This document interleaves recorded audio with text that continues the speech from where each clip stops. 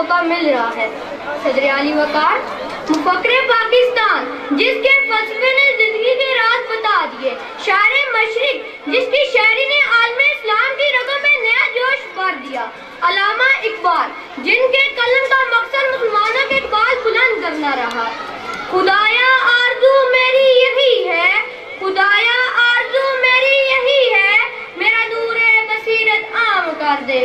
صدر علی وقار شاعری تو بہت لوگوں نے کی، کوئی فلسفہ عشق دیکھ کر غالب بن گیا اور کوئی طنز مزاج کے تیر پکھیر کر اکبر آبادی بن گیا، لیکن کہاں سے لائے وہ درد جو اقبال کے دل میں امت مسلمہ کے لیے تھا؟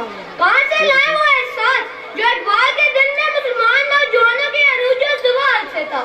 کہاں سے لائے وہ تصور شاہین جو مسلمانوں کے لیے ایک آئیڈیل بن گیا تھا؟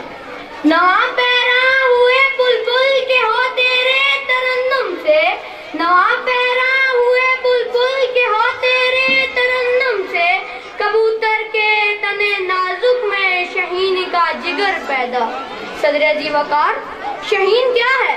آپ کی اور میری نظر میں صرف ایک پرندہ؟ اقبال کا شہین تو پرندوں کی دنیا کا درویش ہے۔ اقبال کے شہین کا تو جہاں ہی اور ہے، وہ عام پرندوں کی طرح باغوں کی سیر میں دل نہیں لگاتا، بلکہ وہ پہاڑوں کی چٹانوں پر بسیرا کرتا ہے۔ شہین تو خدا کی وہ تخلیق ہے جو تنہائی میں زندگی بسر کرتا ہے۔